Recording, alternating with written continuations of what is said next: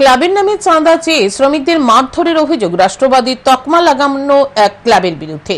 ঘটনা কমলাসাগর এলাকায়। অভিযুক্তদের বিরুদ্ধে আমতলী থানায় মামলা করলেন আক্রান্ত শ্রমিকরা।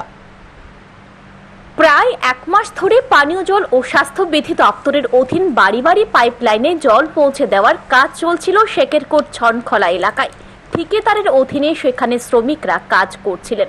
অভিযোগ, স্থানীয় এক ক্লাবের তরফে শ্রমিকদের কাছে 2 লাখ টাকা দাবি করে। এতে শ্রমিকরা অক্ষমতা প্রকাশ করেন। অভিযোগ, এরপরই ক্লাবের সদস্যরা শ্রমিকদের কাজে বাধা দিয়ে মারধর করে। অভিযোগ, শ্রমিকদের কাছে থাকা টাকা ও মোবাইল নিয়ে যায়।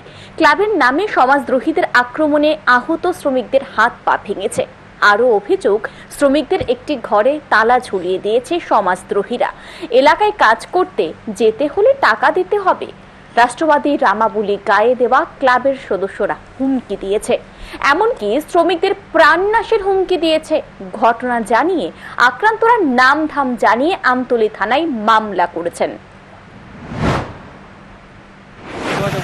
হঠাৎ করে সেটা ঐক্যতান ক্লাবের তারা অনেকজন মিল্লা প্রায় 30-40 জন হঠাৎ করে একদিন এসে আমরা এই প্রতি বুধবারে এসে আমরা কোনো কথা নাই বাকি নাই। হ্যাঁ, তারা 2 লাখ টাকা দাবি করছে। আর আমরা তারা সেটা সবাই গাওয়া যেমনি আছে টর্চার করছে। কেউ মায়েরা হাতে হাত মাঠে একটা সিঁড়ি লাগাইছে, কেউ মায়েরা প্রায় খুব অবস্থা, আমরা ঘুমাইতে পারতেছি না, মানে যন্ত্রণা।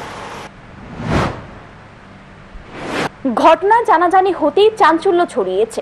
রাজ্যের মুখ্যমন্ত্রী যেখানে ক্লাবগুলির মধ্যে সুস্থ সংস্কৃতি বজায় রাখার কথা বলেছেন, সেই জায়গায় ক্লাবের নামে তোল্লাবাজি না দেওয়ায় শ্রমিকদের উপরে এই ধরনের আক্রমণের ঘটনা কাম্য নয়। দাবি উঠেছে অভিযুক্তদের বিরুদ্ধে কঠোর শাস্তির। Bureau report, news today.